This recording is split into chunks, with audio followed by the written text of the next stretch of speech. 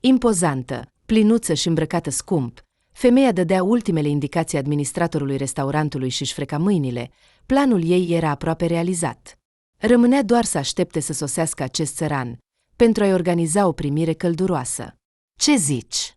a concluzionat Anna Alexeevna, zâmbind urât. „Am convenit cu restaurantul și am discutat și despre ce va fi pe mese cu șeful bucătar. Se pare că va fi o sumă destul de considerabilă, de altfel. Să vedem ce va spune viitoarea noastră mireasă când va vedea toată această splendoare. Asta-i, îi vom șterge nasul bine. Sunt sigură că nu a văzut în viața ei asemenea rafinamente. Să înțeleagă de la început cu cine își leagă soarta Olesea ei.” Discuția avea loc în timpul pregătirilor pentru cina festivă, organizată într-un restaurant scump cu ocazia întâlnirii părinților viitorului mire și mireasă. Anna Alexeevna își adora singurul fiu, Anatolie, deși era puțin capricios. Ca orice mamă. Dar nu a putut să-l descurajeze de la căsătoria cu această fetiță simplă. Băiatul încă nu se hotărâse ce va face după terminarea universității, iar el era deja în ultimul an. Acolo urma să obțină specializarea de inginer în exploatarea tehnicii auto, adică, în perspectivă, să se ocupe de afacerea familiei și, cu timpul, să o conducă. Mama, însă, știa foarte bine că fiul ei avea slăbiciuni în alegerea viitoarei soții. Nu era capabil să evalueze în mod cuprinzător fiecare nouă cunoscută, să înțeleagă cine este acea fată, ce face, ce părere are despre viață și despre relațiile cu bărbații. Ce vrea, de fapt, să obțină, intrând în căsătorie cu el. Anatolie era foarte îndrăgostit și ușor de sedus de farmecul feminin, iar acest lucru o nebunea pe mamă, care suspina mereu. Era tot ca tatăl său. Nu lăsa nicio fustă să-i scape, se gândea doar la plăceri. Cu groază, mama și-a amintit că, înainte de a o cunoaște pe actuala mireasă, Olesea, fiul ei deja o văzuse pe fosta escortă în acest rol. Și chiar a adus-o acasă. Dumnezeule, cât de șocată a fost! O singură privire la această tânără provocatoare a fost suficientă pentru Anna să înțeleagă cine este și ce vrea. Fata nu se sfia să-și declare profesia, crezând că Anatolie era îndrăgostit de ea până peste cap și că nu va pleca nicăieri. Dar nu a fost așa. Mama a scos-o rapid pe impostoră și a început să-l îndoctrineze pe fiul ei. „Ce? Nu înțelegi de ce se dă la tine?” se enerva ea. După aventurile ei, ar fi fost o mare fericire pentru ea să devină soția unui tânăr bogat. „Dar cum ai trăit tu cu ea mai departe?” mă întreb. Ea este obișnuită, ca să zic așa, să se culce cu orice bărbat întâlnit. Și când te vei mai învăța minte? Doamne! Anna Alexeevna se consideră o persoană experimentată și care a realizat multe în viață. Într-un anumit sens. Așa era. Fosta angajată a comerțului sovietic, șefa departamentului de bunuri culturale în perioada perestroica, a înțeles rapid pe ce se poate îmbogăți acum. Și a început să fie printre primele care au pătruns pe piața din oraș pentru vânzarea pieselor de schimb și a altor produse pentru automobilele de pasageri. Atunci, acest domeniu nu era deloc saturat, iar găsirea unui rulment sau a unei anvelope era o adevărată fericire pentru un simplu pasionat de mașini. Destul de repede, familia avea deja câteva magazine și s-a creat o bună bază de clienți. Dar vremurile se schimbă, iar pe această piață au apărut treptat concurenți. Cu toate acestea, dacă Anna Alexeevna continua să mizeze pe piese ieftine și de calitate medie, concurenții au început să-i fure clienții cu piese mai scumpe, dar de o calitate mult superioară. În plus, piesele defect, iar asta se întâmplă întotdeauna, ei le schimbau fără intare sau returnau banii cumpărătorului. Dar Anna Alexeevna, aproape întotdeauna din cauza caracterului ei urât și certăreț, făcea scandaluri, încercând să-l facă pe cumpărător să pară prost și incompetent. Așa că, cu timpul, magazinele ei au început să capete o reputație proastă. Oamenii preferau să ocolească punctele ei de vânzare pentru a nu da peste nepoliticos. Iar în comerț, o reputație proastă este întotdeauna o garanție că profitul va scădea. Așa se întâmpla. De parcă nu era totul atât de rău, totuși, de la lună la lună veniturile scădeau tot mai mult. Și acest lucru o irita și mai mult pe femeia de afaceri. Nu voia să înțeleagă cauza acestor eșecuri. Totul pentru că era prea încrezătoare în sine și nu dorea să tragă concluzii din greșelile sale. Credea că acum cumpărătorii sunt prea pretențioși. Așa era, dar totul consta în faptul că acum trebuie să te adaptezi la cerințele cumpărătorului. Nu mai există monopol pe un anumit grup de produse. Asta era toată problema. Fiul, după ce a ascultat reproșurile mamei cu privire la alegerea greșită a viitoarei soții, a înțeles totuși că a greșit. De felul lui, era un băiat bun și din punct de vedere exterior atrăgător, și nu era prost, dar era foarte îndrăgostit, îi plăcea să impresioneze femeile și să cheltuie banii mamei. Așa s-a întâmplat că încă din copilărie a intrat sub influența caracterului autoritar al mamei. În problemele principiale, rareori îi permitea să-și exprime opinia, cu atât mai puțin să încerce să o apere. Cu actuala sa prietenă, Olesea, Anatolie s-a cunoscut acum câteva luni. Slăbuță, drăguță, ea i-a intrat imediat în suflet. Fata lucra ca antrenor de înot la o școală sportivă pentru copii. Băiatul mergea și el la înot, dar la piscina pentru adulți, pentru sănătate și plăcere. Așa că a observat antrenoarea grupului de copii. Practic, nu putea să-și ia ochii de la formele ei seducătoare. De la cât de bine se descurca cu copiii, se înțelegea cu ei. Asculta râsul ei cristalin și a decis că această fată va deveni cu siguranță logodnica lui. Băiatul a așteptat cu răbdare să termine munca și a însoțit-o la cămin. Pe drum, îi făcea complimente, a stabilit întâlniri. Olesea se topea de declarațiile lui pasionale, de buchetele luxoase. Anatolie o numea prințesă, spunea că o iubește. Până la el, Olesea avusese doar un singur pretendent, un băiat din vecini, Șalapai. Tot timpul o urmărea și suspina. Pe poneiul lui, Anatolie părea Olesei un cavaler. Fata naivă a decis că și-a întâlnit dragostea. Credea sincer în logodnic. Nunta era aproape. Totul ar fi fost bine, dar în timpul interacțiunii cu mama lui Anatolie, fata simțea un anumit fior. De parcă Anna Alexeevna nu era împotriva nunții și zâmbea drăguț, dar nu de puține ori încerca să o provoace cu delicatețe. Iubirea mea, înțeleg că locuiești la cămin și ești restrânsă financiar, dar nu ar strica să fii atentă la modă. Astfel de bluze îndungi sunt demodate. Mâine mergem la piață. Îți vom cumpăra ceva nou. Nimic rău, dar în sufletul fetei rămânea un gust amar, de parcă Anna Alexeevna îi făcea o favoare că îi permitea să se întâlnească cu fiul ei. Adică, eu sunt mai bună decât tine, dar totuși te suport. De aceea, Olesea s-a simțit atât de neliniștită când viitoarea soacră a decis brusc să organizeze această seară în restaurant înainte de nuntă. Cânta ca un privighetoare. Spune-i mamei să nu întârzie. Trebuie să discutăm toate detaliile sărbătorii în familie. Înțelegi, nu în fiecare zi îmi căsătoresc singurul fiu. Să nu se îngrijoreze pentru bani. Cina o plătesc eu. Înțeleg, probabil, că nu are atâția bani. Nu mergem într-un restaurant ieftin. Și din nou, viitoarei nurori îi era incomod. Simțea că există un fel de capcană. Olesea a fost crescută de mama ei singură. Tatăl s-a necat cu mulți ani în urmă, în timp ce se bălăcea în râu. De aceea, fata a decis încă din școală că, după ce va termina facultatea de educație fizică, va învăța copiii să înoate. Exemplul trist al tatălui său, care nu știa să înoate, îi stătea mereu în fața ochilor. Acum asta făcea. Mama, Galina Ivanovna, fostă medic de urgență și locuitoare a orașului, acum lucra ca medic-terapeut în ambulatoriul din sat. Așa s-a întâmplat, din păcate, după un incident tragic în familie. Acea zi teribilă a rămas în memoria fetiței pentru totdeauna. Părinții tineri, împreună cu Olesea, au decis să se relaxeze la râu în weekend. Ziua era frumoasă, iar dispoziția excelentă. S-au așezat pe mal sub umbra unei salci. Au mers la plajă. Mama Olesei știa să înoate foarte bine, iar fiica a învățat-o puțin, dar soțul avea abilități mediocre. La început, fiica s-a jucat în apă puțin adâncă, apoi a intrat mai adânc să înoate, dar a călcat cu picioarele într-o adâncitură de pe fund, s-a speriat, a început să se agite, să se înece. Dacă ar fi fost mama aproape, totul s-ar fi terminat, cel mai probabil, fără consecințe. Dar aproape era doar tatăl. El, fără să se gândească, s-a aruncat să o salveze. Din păcate, și el a căzut brusc, a ieșit la suprafață cu ultimele puteri, încercând să respire, dar apoi curentul rapid l-a dus sub o rădăcină. Mama, speriată, s-a grăbit să-și salveze familia, dar a reușit să o scoată pe fiică pe mal.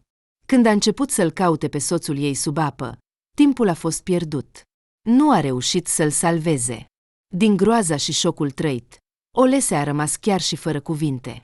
O lună nu a putut rosti niciun cuvânt. Numai cu ajutorul medicilor a reușit să-și recâștige treptat vorbirea. Atât mama, cât și Olesea au avut foarte mult de suferit după moartea tatălui. Privirile de compasiune, condoleanțele nesfârșite îi răscoleau de fiecare dată rana deschisă din suflet. Și banii au început să lipsească catastrofal. După moartea soțului, pentru a-i oferi fiicei o educație superioară, Galina Ivanovna a fost nevoită să vândă apartamentul cu o cameră, să se achite de datorii și să se mute în casa părinților din suburbia orașului. Viața trebuia să înceapă de la zero. Bine că în sat s-a eliberat un loc pentru asistent medical în ambulatoriu. Olesea a terminat cu succes universitatea și s-a angajat ca antrenor de înot. Îi plăcea foarte mult munca ei, punea toată sufletul în fiecare copil, iar faptul că salariul era destul de mic nu considera un dezavantaj. Cel mai important era să se bucure de ceea ce îi plăcea, deși responsabilitatea pentru viețile copiilor era imensă. Iar aceștia erau mereu dornici să facă năzbâtii. Nu era permis să se relaxeze nici măcar pentru o clipă. Anna Alexeevna, aflând cu cine se iubește acum Anatolie, s-a liniștit puțin după stresul provocat de legătura lui cu fosta escortă. Și pentru a nu lăsa actuala iubire a fiului să decurgă de la sine, a făcut câteva cercetări despre cine este aleasa lui. Dar când Anatolie a început să vorbească despre nuntă, mama a început să se gândească.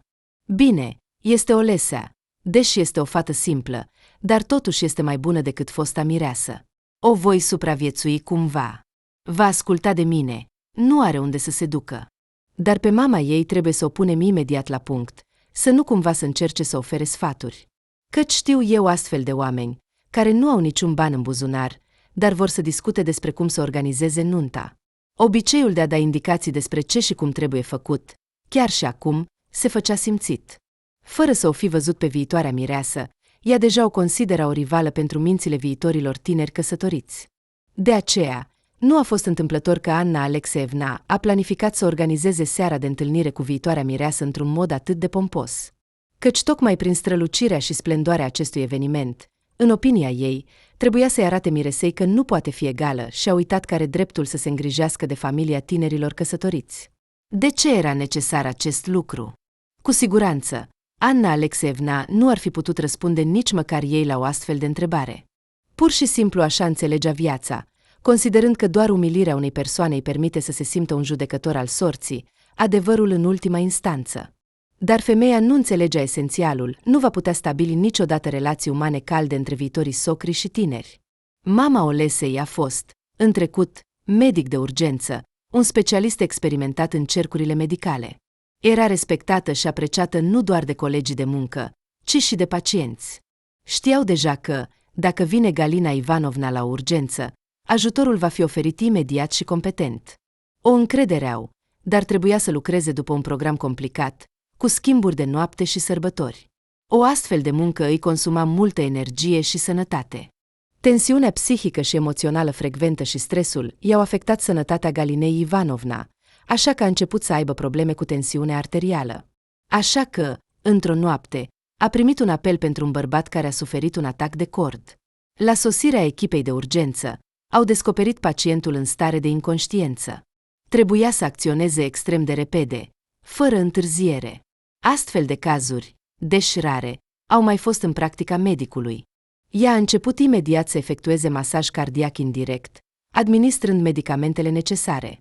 Echipa a lucrat coordonat, iar pacientul și-a revenit. Ulterior, el a fost tratat în spital. Datorită acțiunilor competente și rapide ale medicului în primele minute, a reușit să salveze bărbatul. Acesta, ulterior, i-a mulțumit Galinei Ivanovna pentru că l-a scos efectiv din ghearele morții. I-a oferit bani, dar ea a refuzat, căci era datoria ei să salveze vieți. Atunci el a spus că o așteaptă cu un cadou special, dar nu a precizat ce anume. Dar acest cadou misterios nu a mai ajuns niciodată la medic. Galina Ivanovna a uitat de această conversație cu timpul. Au trecut mulți ani. Și acum, chiar înainte de nunta fiicei ei, a fost chemată de notar și s-a comunicat. Galina Ivanovna, pe numele dumneavoastră a fost lăsat un testament de către Zotov Gleb Begorovici, prin care vă este transmis în moștenire o grajdă în satul Vasiutina. Galina Ivanovna, la început, nu a înțeles deloc despre ce vorbește notarul. Ce grajd? Ce Zotov! Apoi și-a amintit de bărbatul căruia i-a salvat odată viața, iar numele lui era Zotov. Aha! Despre ce cadou vorbe atunci? Ce interesant! Acum, se pare, sunt proprietara unui grajd. Și ce să fac cu el? Eu nu mă pricep la creșterea cailor.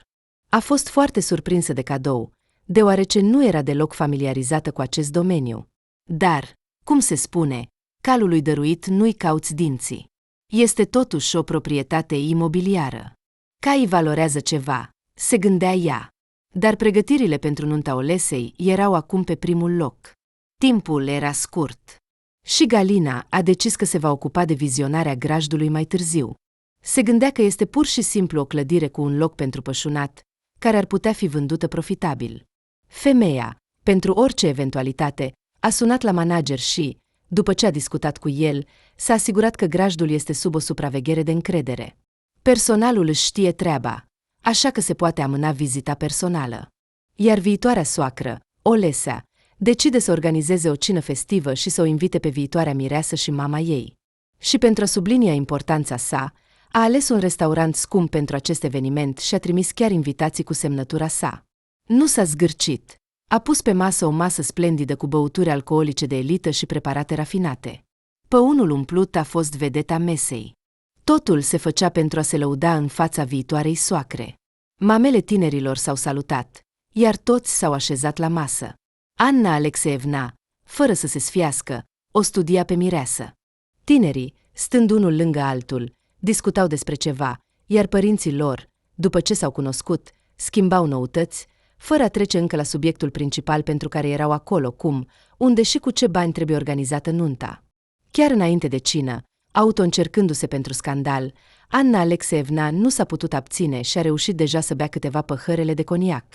Și astfel, excitată de spectacolul care urma, unde își rezervase rolul principal, se pregătea să atace viitoarea soacră. Anna se aștepta să vadă o provincială neglijentă și îngrășată. Dar când la masă s-a așezat o femeie tânără, tonifiată și plăcută, care s-a prezentat, femeia de afaceri a rămas fără cuvinte.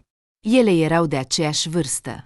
Dar Galina părea de 2 ori mai tânără decât Anna și asta a intensificat și mai mult antipatia față de noua rudă. Anna Alexeevna abia se putea stăpâni. Galina Ivanovna, cum vi se pare masa? Îți place mâncarea? Probabil că nu ai gustat păunul. A întrebat ea provocator. Mulțumesc. Îmi place. Desigur. Nu am avut ocazia să mănânc astfel de delicatese. Dar ce păun? Pasărea are un gust asemănător cu rața noastră, dar carnea este mai uscată, iar sosul este interesant. Nu seamănă cu nimic. Compliment bucătarului. Și ție, pentru o masă atât de generoasă, cu demnitate i-a răspuns viitoarea soacră. Iată, se părea, o cină obișnuită, dar știți cât de mult m-a costat. Dar familia noastră este cunoscută în oraș, nu-mi pot permite să-mi pierd fața, înțelegi? Mulțumită, solemn și cu importanță a spus Anna Alexeevna. Vreau să-ți spun ceva, te rog să mă ierți pentru sinceritate. Vreau să organizez o nuntă bună și scumpă pentru fiul meu, iar această cină comună, și anume pe cheltuiala mea, este o repetiție. Cum va fi totul și ce cheltuieri va trebui să suportăm împreună? Ești de acord? Nu știu, totuși, dacă vei găsi bani pentru ele, dar asta nu este problema mea, nu-i așa? Tinerii, oprind discuția, au început să asculte cu atenție conversația de la masă. Olesea a înțeles din primele cuvinte ale viitoarei soacre că situația miroase a scandal. De aceea, s-a tensionat și a intervenit.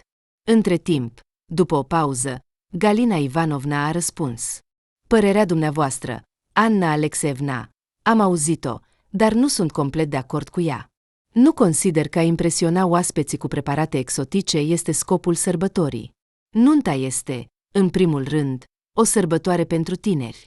Poate că ar trebui să-i întrebăm pe ei ce și-ar dori? Multe, de exemplu, am auzit că sărbătoresc modest, dar banii oferiți îi cheltuiesc pe o lună de miere. Acestea sunt amintiri de neuitat, amintiri despre zilele fericite. Ce zici, băieți? Ce credeți despre asta? Tinerii s-au animat. Olesea a susținut-o pe mama ei. O idee excelentă. Mamă, mi-ar plăcea să plec în vacanță. Iar tu, dragule, Ce părere ai?"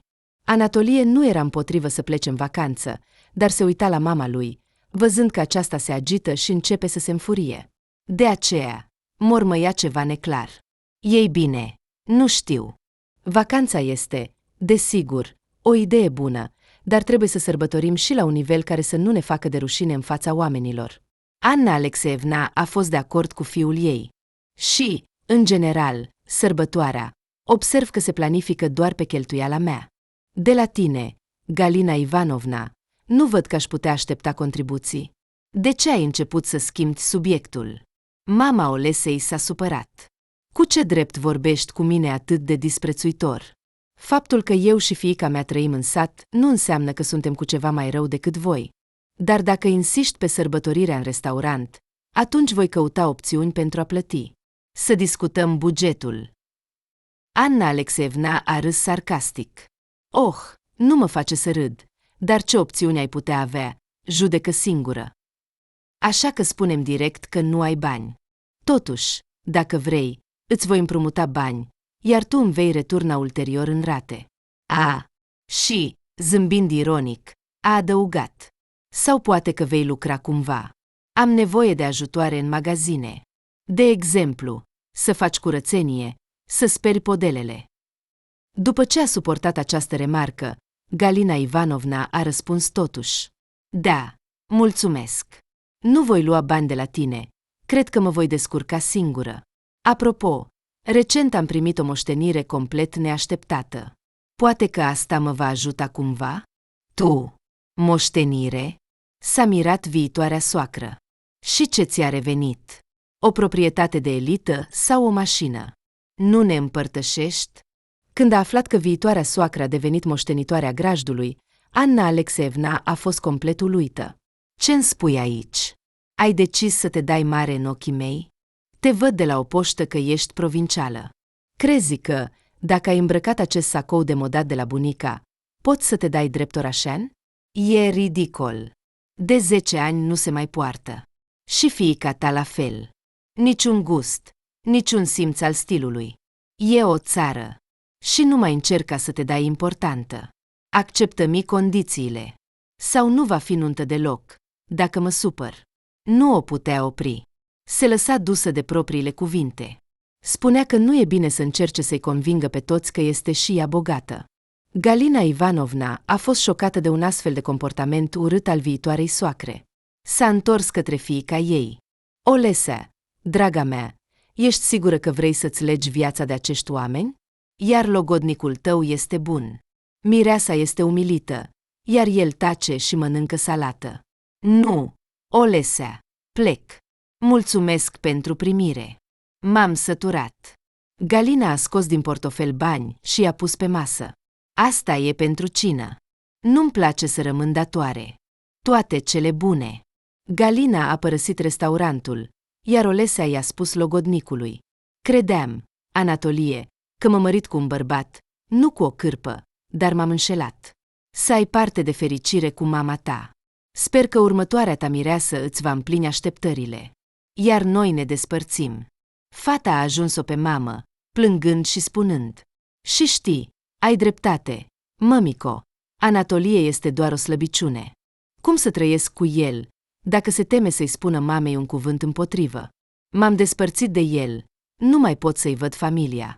Iartă-mă, mămico, că s-a întâmplat așa. Galina Ivanovna a îmbrățișat-o pe fiică. Nu plânge, păpușa mea. Mai bine acum decât mai târziu, după nuntă. Nu vei fi fericită cu Anatolie. Nu este omul tău. Dar Dumnezeu să le fie judecător, să trăiască ca pisoii. Iar tu nu te supăra. Vei întâlni un bărbat demn pe calea ta. Vei vedea. Anatolie s-a gândit să o ajungă pe mireasă, să-i ceară iertare. Dar mama l-a oprit brusc și aspru. Unde mai vrei să te duci? Stai pe loc. Nu trebuie să le mai aduci înapoi. Nu-mi trebuie o astfel de noră nici măcar cadou. Și nici Olesea nu-ți trebuie. Acum terminăm cina și mergem acasă. Anatolie s-a uitat speriat în jur, s-a așezat la loc și s-a uitat în farfurie. Îi dispăruse complet apetitul. Era rușine de ieșirea mamei. Dar din obișnuință nu a decis să contest, deși o iubea foarte mult pe Olesea. Iar oaspeții din restaurant, privindu-se unii pe alții, discutau în șoaptă despre această scenă rușinoasă. Mulți știau deja caracterul greu și plictisitor al Annei Alexeevna și nu erau foarte surprinși de furia ei. Olesea se simțea atât de tristă că toate speranțele și visurile ei despre nuntă și o viață fericită de familie cu logodnicul s-au prăbușit într-o clipă. Dar se străduia să se mențină, să nu se lase copăleșită. Iar munca ei preferată o salva, dar astăzi a venit puțin întârziată. Autobuzul a întârziat, s-a stricat pe drum. A trebuit să se grăbească pentru a ajunge la antrenament. Astăzi trebuia să antreneze copiii de 10 ani. Grupul s-a schimbat constant, se adăugau noi membri, iar unii plecau. Așa se întâmplă. Iată că și de data aceasta, fata a format un grup înaintea piscinei. Toți s-au schimbat deja. Olesea a privit cu atenție băieții și a observat că cel mai nou este cel din spate. Totuși, nu s-a mirat de asta. Directorul a avertizat antrenorul încă de ieri despre completarea grupului, dar nu a spus cine va fi. Atenție! Astăzi exersăm săriturile în piscină și înotul în stilul crawl. E clar pentru toată lumea? Sărim pe rând. Strict pe comanda mea, a ordonat Olesea. Unul câte unul, tinerii înotători săreau, iar după ce ieșeau la suprafață, treceau la stilul indicat. Antrenorul observa cu atenție câți înotători sunt în piscină, cum se comportă, corectându-i pe unii. Și, deodată, când cel nou a sărit ultimul în apă, stropind totul în jur, a dispărut în adâncime, ieșind la suprafață, lovind disperat cu mâinile în apă și aruncându-și capul, a sărit din nou. Olesea a înțeles imediat. Se îneacă. Fără să stea pe gânduri, a sărit după el, l-a prins și l-a ridicat rapid deasupra apei, împinându-le spre scară. Apucă-te de balustradă. Trage-te. Te ajut. După un minut, înotătorul speriat stătea deja pe o bancă, îmbrățișându-și umerii și căscând, scuipând apă. Olesea a anunțat că a trecut, a așteptat să iasă toți din apă, iar băiatul l-a dus la vestiar. Artiom, de ce nu ai venit să-mi spui că nu știi să înoți? Așa se poate? Marele Juja trebuie să înțeleagă. I-a reproșat antrenorul. Eu, de fapt, sunt singur, a răspuns băiatul, tremurând încă. Cum adică? Nu a înțeles Olesea. Nu te-ai înscris în grup. Cum ai trecut de poarta de securitate și de medicină? Nu înțeleg nimic. Este posibil așa ceva? Și atunci băiatul, fără să ascundă nimic, a povestit cum a ajuns în piscină. La școală, toți colegii lui știau să înoate, așa se lăudau, în orice caz. Cine a învățat la bunica în sat în vacanță? Cine mergea la piscină? Așa că toți au început să-l batjocorească pe Artiom. Și asta e atât de jignitor. Iar în satul lui nu era nimeni, iar tata nu putea să-l aducă la antrenamente. Băiatul a povestit totul cu sinceritate. Nu e vina mea că trăim așa și că tata nu are picioare. Toți mă batjocoresc, de parcă aș fi un rău. Și eu mă bat. Apoi am note proaste la comportament. Tata meu este cel mai bun. A jucat chiar pentru echipa orașului la fotbal și a fost la război, iar apoi a avut un accident și i-au tăiat picioarele. Încerc să-l ajut în tot. Am fost chiar la spital să mă cert pentru a-i da mai repede proteze. Dar cine mă ascultă acolo? Olesea a fost impresionată de cele auzite și a întrebat în liniște. Dar mama? Ea locuiește cu voi? De ce nu te-a înscris în piscină? Nu mai am mamă. Ea este o trădătoare. Nu vreau să vorbesc despre ea. I-am spus paznicului că sunt Petka Samovarov. El a fost înscris aici. Așa că m-au lăsat să intru. Adevărat. Mi-au spus să vină părinții data viitoare. Mă veți da afară acum, nu? Îmi pare rău. Vreau atât de mult să învăț să înot. Această poveste tristă a afectat-o profund pe Olesea. I-a promis băiatului. Scrie-mi adresa ta. Voi veni la voi diseară. Voi vorbi cu tatăl tău despre cum să te ajutăm să te alături nouă. Și voi vorbi și cu directorul nostru. Poate va oferi o reducere. E bine. Du-te să mai privești puțin cum se antrenează băieții. Îți voi arăta mișcările de bază, iar tu le vei repeta. Dar doar aproape de margine. Apoi mergi acasă, altfel voi avea probleme. Anna Alexivna a făcut scandal în restaurant și, după ce s-a certat cu Galina Ivanovna și cu Olesea, Apoi, după ce l-a descurajat pe fiul ei de la ideea de a se căsători, o femeie răzbunătoare și vicleană din fire a decis să o umilească complet pe viitoarea mireasă. Cu atât mai mult cu cât o cuprindea furia, pe care nu avea pe cine să o verse, că afacerile din propria afacere mergeau prost. A decis să facă următoarele: să meargă la grajdul despre care vorbea Galina Ivanovna, să filmeze aceste clădiri, pe care le consideră ruinate, să publice fotografiile pe internet și să se bagiocorească de moștenirea primită. Cu adevărat, un plan iscusit. Cu atât mai mult cu cât eu însă mi-am numit în discuție satul, iar găsirea lui nu a fost greu. Drumul spre grajd, contrar așteptărilor, de unde voiam să încep un reportaj sarcastic Femeia de afaceri, s-a dovedit a nu fi atât de rău. Era un drum acoperit cu pietriș și compactat de la ramificația de pe șosea. Satul, la marginea căruia se afla grajdul, era într-adevăr mic și puțin populat. Dar clădirea grajdului, dimpotrivă, era destul de nouă, solidă, din cărămidă roșie, cu o anexă pentru inventar și o cameră pentru personal. În curtea mare împrejmuită se aflau câteva cai. În spatele gardului se aflau baloți de fân. Da, a gândit cu neplăcere Anna Alexievna, pregătind telefonul pentru filmare în mașină. Aici trebuie să inventez ceva negativ pentru a obține. Dar nimic. Voi cere unui cunoscut informatician să treacă cadrele printr-un program special. Le va strica. Cum voi spune? După ce a făcut fotografii din diferite unguri ale clădirii, teritoriului și plângând din nou că aici, la prima vedere, totul este mai mult sau mai puțin în regulă, s-a întors acasă. Seara, după antrenament, Alisa a mers în vizită la tatăl lui Artiom. Știa deja că îl cheamă Dima, la bătaia în ușă s-a auzit un tropot rapid de picioare mici, iar ușa a fost deschisă de Artiom zâmbind. Intrați, i-am spus deja tatălui meu tot. El vă așteaptă. Speram că veți veni, a exclamat bucuros băiatul. În cameră, într-adevăr, era pusă masa, era o vază cu fructe, bomboane, cești pentru ceai. Și eu vă aștept cu nerăbdare. Intrați, Olesea, a spus un bărbat cu umeri largi, ras, simpatic, într-un scaun cu rotile, salutându-se prietenos și invitând-o să se așeze. Fiul meu mi-a povestit deja cum l-ați salvat. Vă mulțumesc foarte mult. Știți, el este de fapt un băiat ascultător, un bun ajutor. Dar, se pare, prietenii l-au deranjat deja cu glumele lor. Iar caracterul lui Artiom este astfel încât, dacă se hotărăște, se va distruge, dar va face. În timp ce beam ceai, iar Olesea a adus și un tort mic, Dima a povestit povestea sa tristă. În mașina sa, pe gheață, a fost derapat și a intrat sub un camion. Motorul s-a rupt și a fost împins în cabină, zdrobindu-i ambele gheimbe. La spital, nu s-au putut salva picioarele, i-au amputat sub genunchi. Acum este invalid. I se plătește o pensie, dar mică. Soția, din păcate, văzând în ce stare a venit acasă din spital, nu a stat mult cu colegul, a strâns lucrurile și a plecat. El, de altfel, nu se supără prea mult pe ea. Dar ce este un bărbat fără picioare în casă? Mărginit, cum se spune acum. O neplăcere și nimic mai mult. Deși acum s-a obișnuit să facă totul singur acasă. Poate să gătească și să pregătească masa.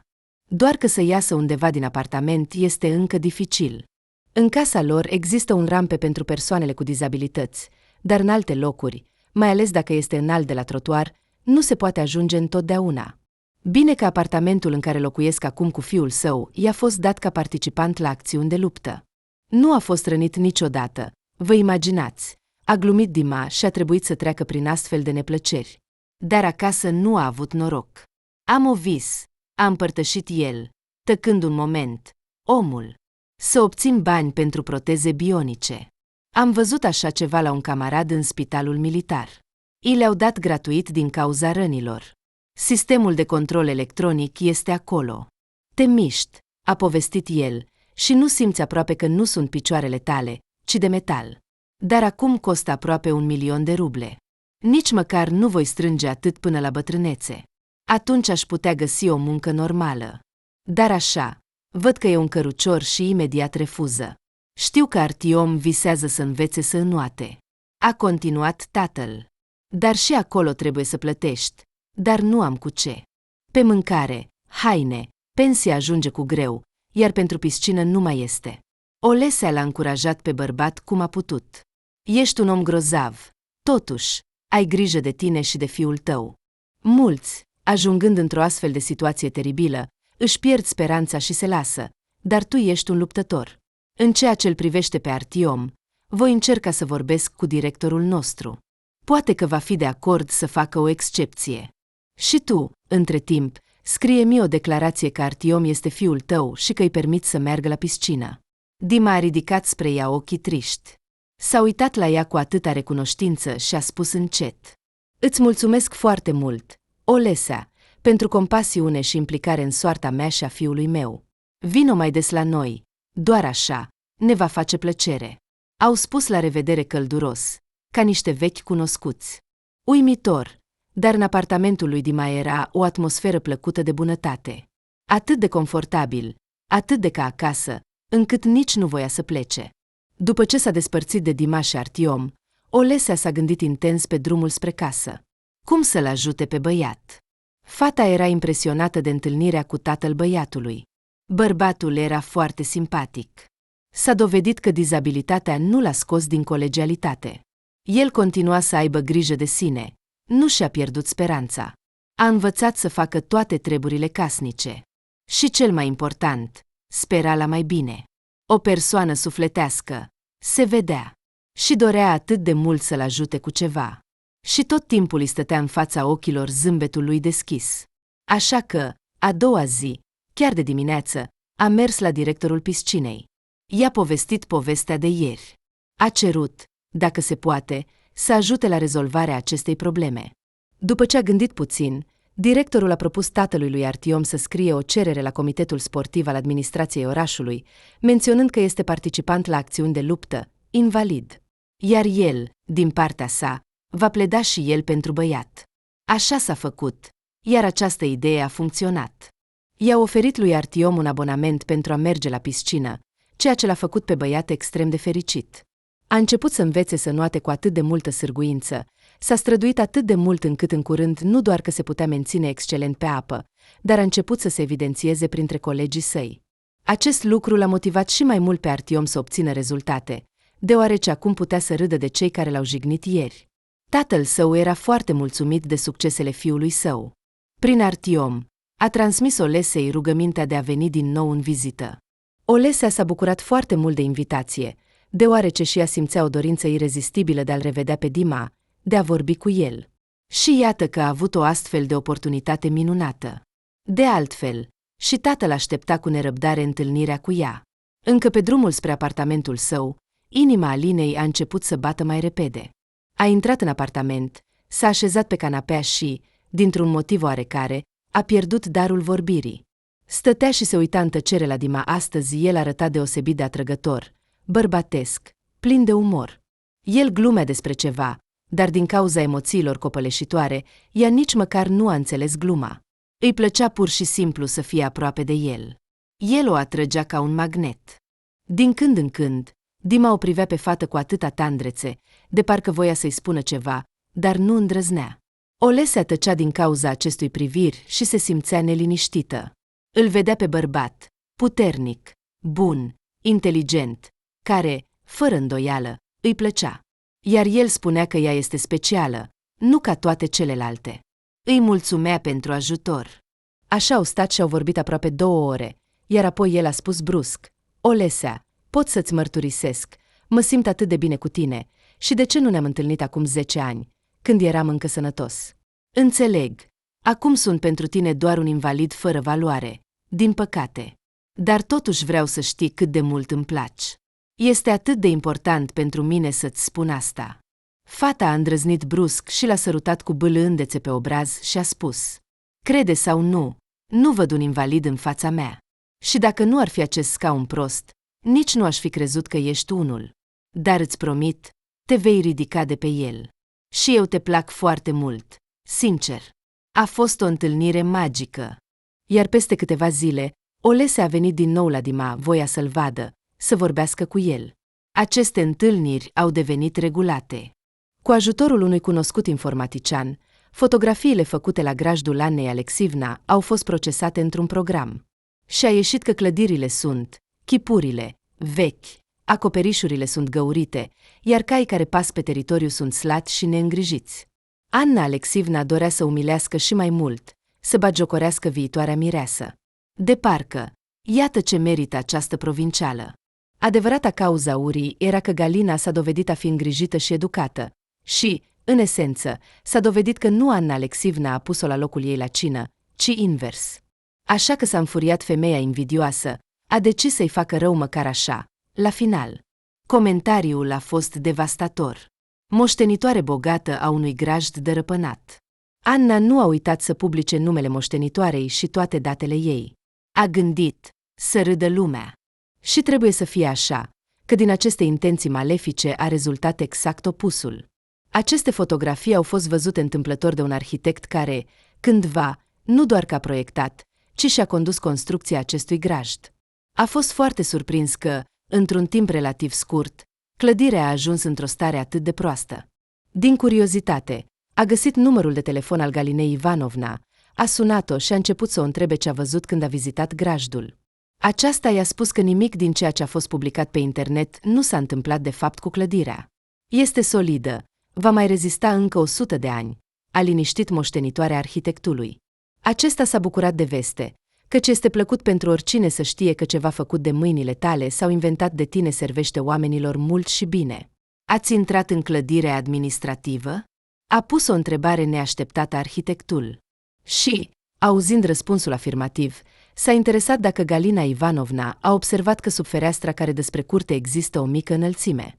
Nimic de genul, desigur, nu și-a putut aminti, căci a stat în acea cameră doar 5 minute, nu mai mult. Atunci, vorbitorul a povestit că, la cererea fostului proprietar al grajdului, de la care l-a cumpărat omul de afaceri, în această înălțime a fost amenajată o nișă, accesul la ea fiind complet invizibil pentru străini. De ce a fost nevoie de așa ceva? Arhitectul nu știa, dar nu voia să pună întrebări. De ce?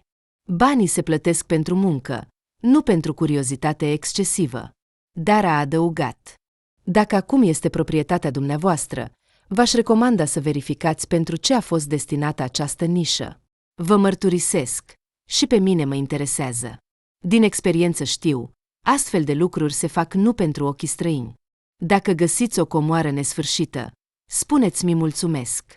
Când Galina Ivanovna, intrigată, a întrebat dacă arhitectul nu a uitat cum se poate deschide acel ascunzător. El i-a descris cu plăcere totul în detaliu. Sistemul era destul de ingenios. Fără să știe ce și cum trebuie apăsat sau întors, deschiderea ascunzătorii era imposibilă. Arhitectul, deja luându-și rămas bun de la interlocutoare, a glumit și el la final. Acolo, de fapt, doar șoareci morți ar putea fi. De la această glumă, femeia a fost cuprinsă de fiori. Se temea de șoareci de moarte. Galina Ivanovna nu a putut adormi mult timp în acea seară. Tot timpul îi rămânea în minte această conversație cu vechiul arhitect. Ascunzătoare. Căci a fost făcută pentru un motiv. Poate că acolo se află ceva valoros și acum. Ar trebui, probabil, să afle totuși și să verifice proprietățile sale nu ar strica. Trebuie spus că grajdul nu exista doar pentru frumusețe. Pentru întreținerea cailor de rasă, iar anume aceștia erau acolo, sunt necesari bani destul de mulți. Omul de afaceri, înainte de a muri, a organizat aici ceva de genul unei școli de echitație, a angajat câțiva oameni care știau ce fac. Așa că din plata pentru instruire și arta echitației, banii erau suficienți atât pentru salariile personalului, cât și pentru hrana animalelor. De fapt, această afacere nu aducea aproape niciun profit. Când Galina Ivanovna a devenit proprietară, a convenit cu managerul că nu are de gând să schimbe nimic în acest sistem, deoarece nu înțelege nimic în el. Poate că mai târziu se va întoarce la asta. Acesta a fost de acord. Câștigul său era bun. Îi plăcea munca sa. De ce să se opună? Așa că, după ce a reflectat, mama a sunat-o pe Olesea și i-a transmis întreaga conversație despre ascunzătoare. A interesat-o și pe fiică, iar pur și simplu voia să vadă ce i-a rămas mamei ca moștenire.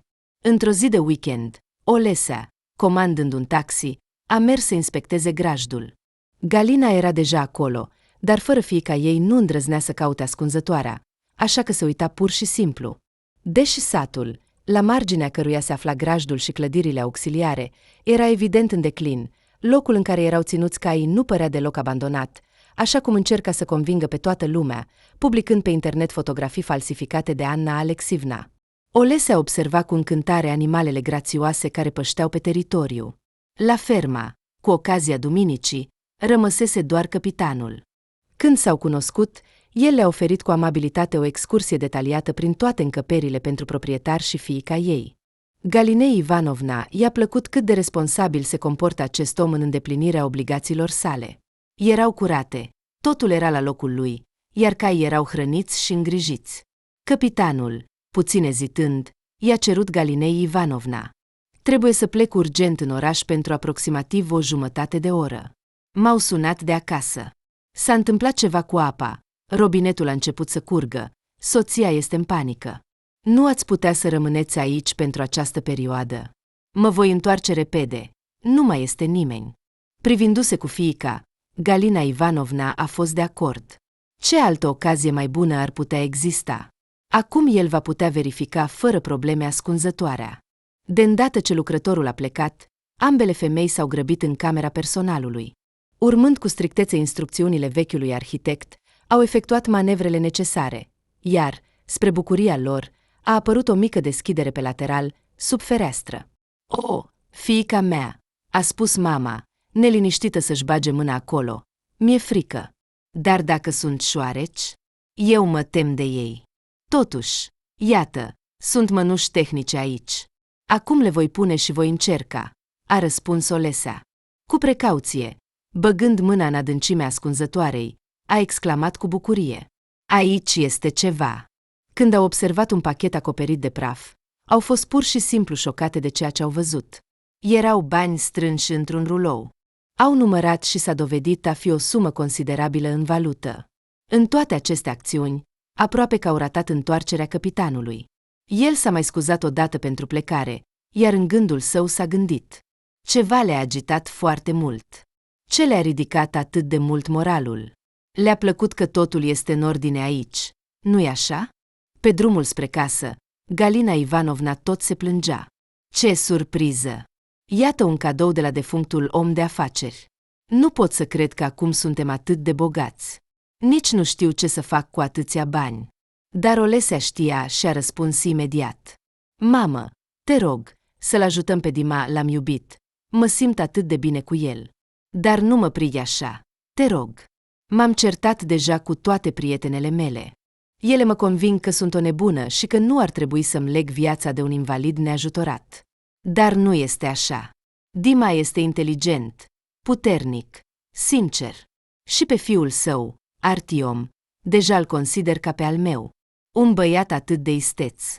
Dima visează la proteze bionice. Cu ele, va putea trăi o viață plină." Galina Ivanovna a îmbrățișat-o pe fiica ei și a susținut-o. "Ascultă-ți inima și fă cum crezi că este corect. Desigur, o vom ajuta, dacă pentru tine este atât de important. Promite-mi că mă vei prezenta și cu Dima, și cu Artiom. Vreau să-i cunosc mai bine pe oamenii pe care i-ai iubit. Iar restul banilor să-i folosim pentru dezvoltarea grajdului. Cred că Gleb ar fi vrut ca afacerea lui de viață să prospere."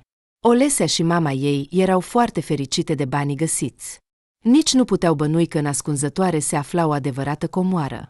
De ce a ascuns omul de afaceri banii aici, nu era clar. Dar nici nu era important. Principalul era că acum erau proprietarii unei averi imense. Olesea a alergat spre Dima, nici măcar neavând timp să se dezbrace, anunțându-le cu bucurie: "Dima, în curând vei putea să mergi și să dansezi.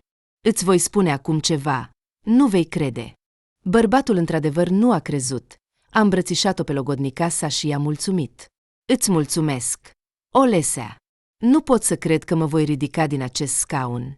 Promit, de îndată ce mă voi ridica pe picioare, voi găsi o muncă și voi începe să-ți dau câte puțin. Înțeleg, aceasta este o sumă colosală." Dar fata a clătinat din cap. "Nu trebuie să-mi dai nimic. Eu și mama am discutat deja totul.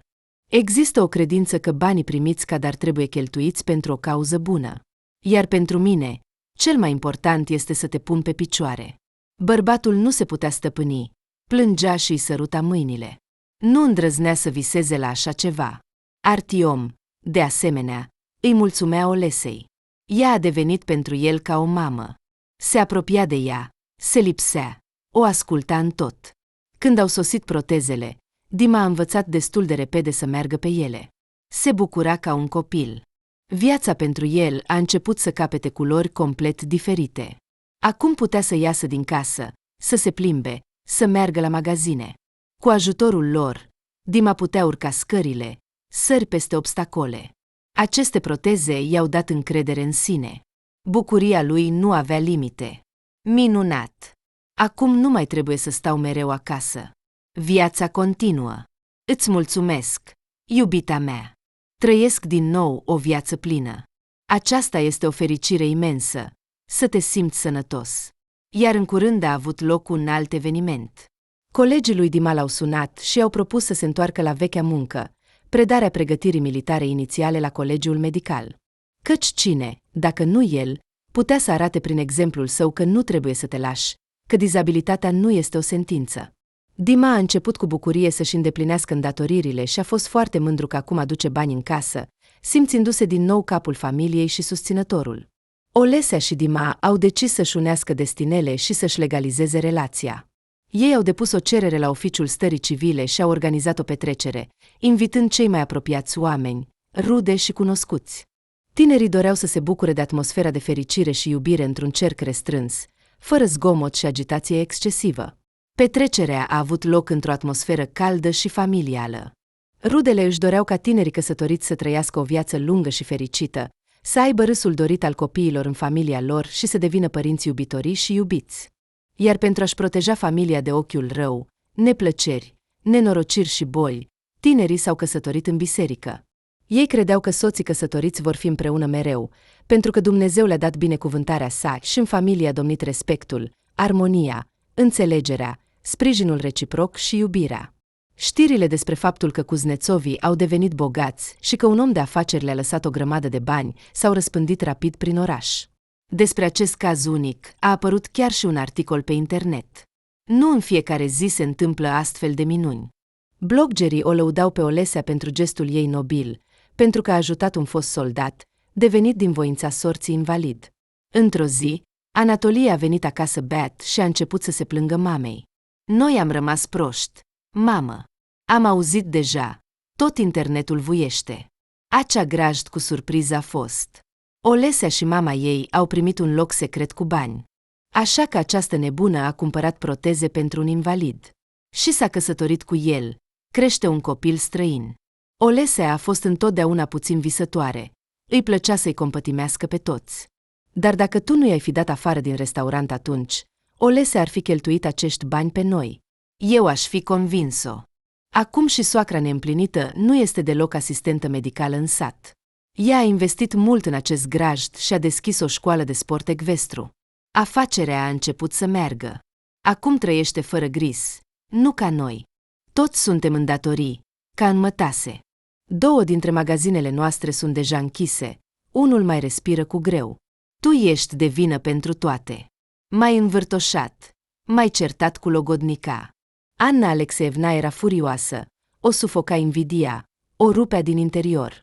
Cum a putut să greșească atât de mult? Atâtea bani au trecut pe lângă noi. Era insuportabil să privească cum fiul bea, își schimbă prietenele ca pe mănuși, dar în același timp era nefericit. Iar această răsfățată din provincie, deci, trăiește acum bine? În capul Annei a început să se contureze un plan viclean de răzbunare. Viața Galinei Ivanovna s-a schimbat radical. S-a săturat să călătorească din satul ei în sat la grajd. A decis să vândă totul și să se mute acolo pentru totdeauna. Dar nu doar munca a fost cauza. Femeia și-a dedicat întreaga viață fiicei sale. Soțul ei a murit devreme. A trebuit să ducă totul singură pe umerii ei. De mult a renunțat la viața personală. Iar la vârsta ei înaintată, nu se gândea că ceva ar putea să se întâmple. Ce iubire să mai fie, când bolile o urmăresc din toate părțile. Dar de soartă nu poți scăpa. Administratorul s-a dovedit a fi o persoană înțeleaptă, plăcută, se poate spune că întregul grajd se sprijinea pe el. La început, Galina și Fiodor doar s-au împrietenit, au petrecut mult timp împreună. Bărbatul experimentat o învăța cu răbdare meserie nouă. Cunoștințele ei despre medicină i-au fost de mare ajutor.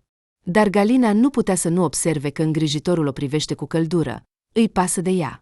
Era neobișnuit, dar atât de plăcut.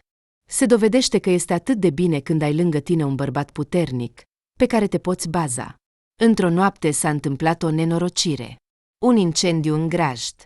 Au chemat pompierii, poliția, ambulanța, iar în timp ce stingeau incendiul cu forțele proprii, Fiodor și Galina s-au aruncat să salveze caii. Aproape că au reușit, dar bărbatul, riscându-și viața, a mers după ultima sa iapă preferată, deși acoperișul deja ardea. Abia l-au salvat și l-au dus la spital. Incendiul a fost stins rapid. Paguba a fost mică. Aflând despre nenorocirea care s-a întâmplat, Olesea și soțul ei au venit imediat. Dima a înlocuit administratorul fără discuții, deși în poziția lui era foarte greu. Olesea a înlocuit-o pe mama ei, implicându-se în afaceri. Ei sunt o familie. Tinerii căsătoriți nu puteau înțelege cine a provocat incendiul și de ce. Polițiștii au promis că vor face lumină în tot. Galina a petrecut toată noaptea la patul lui Fiodor. Atunci a realizat cât de drag este acest om, cât de mult îl iubește. Femeia s-a hotărât și i-a spus îngrijitorului cuvinte atât de importante pentru el. Fiodor, cât mai speriat. Întreabă-t repede. Nu pot fără tine. Nu vreau să fiu singură. Te iubesc, Fiodor. E rușinos chiar să spun așa la vârsta noastră. O lacrimă a început să curgă pe obrazul zbârcit și neîngrijit al îngrijitorului. El a luat-o de mână pe femeie și a răspuns. Galina, și eu te iubesc de mult. Știi asta. Ce bucuros sunt că și tu ai simțit asta.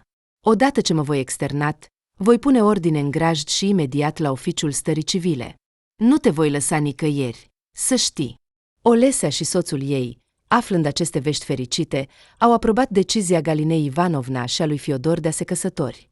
Polițiștii au efectuat o anchetă cu privire la incendiul provocat și au identificat rapid criminalul. S-a dovedit a fi un bețiv local, angajat de Anna Alexeevna. Ea i-a promis lui Gorimic o sumă mare de bani, i-a dat un avans considerabil, doar pentru că el să ardă acel grajd blestemat. Anna a fost arestată, s-a organizat o confruntare cu Olesea și Galina Ivanovna la cererea lor. Galina se uita la fața deformată de ură și răutate a viitoarei soacre și întreba. Ce ți-am făcut? De ce ai decis să ne distrugi? Totul a ieșit așa cum ați vrut. Nunta nu a avut loc. Tinerii s-au despărțit. Cu ce altceva v-am supărat? Anna șuiera, ca o șarpe prins în colț. Și de ce? De ce este nedrept că ție ți-a căzut o astfel de bogăție dintr-o mediocritate cenușie din provincie? Ce merite ai? Iar pe noi și pe fiul meu ne-au lovit toate nenorocirile. Suntem pe marginea falimentului. Recunoaște, tu ai adus blestemul? Te-ai răzbunat pentru fiica ta? De aceea și Anatolie al meu este acum ca un nefericit. Te-a prins pe tine Olesea. Nu poate să o uite. Nimeni nu este drag. Așa că am decis să mă răzbun. Dinte pentru dinte. Totul ar fi reușit, dacă acest bețiv nu s-ar fi îmbătat mai devreme și nu ar fi fost laș. I-am cerut să verse 3 canistre de benzină, iar apoi să aprindă. Dar el s-a temut. A aprins doar fânul. Vă urăsc pe toți. Olesea a fost șocată, iar Galina a răspuns liniștit. Lasă-ți ura și blestemul să se întoarcă asupra ta. Ești doar bolnavă. Anna trebuie să te tratezi. Poate că în închisoare vei învăța minte. Ce bine că fiica mea nu a legat soarta ei de Anatolie. Ar fi suferit alături de familia voastră. La revedere! Anna, sper să nu ne mai vedem niciodată. Anna a angajat un avocat. A încercat să se prefacă că este nebună, gândindu-se să stea în spitalul de psihiatrie, dar nu a reușit.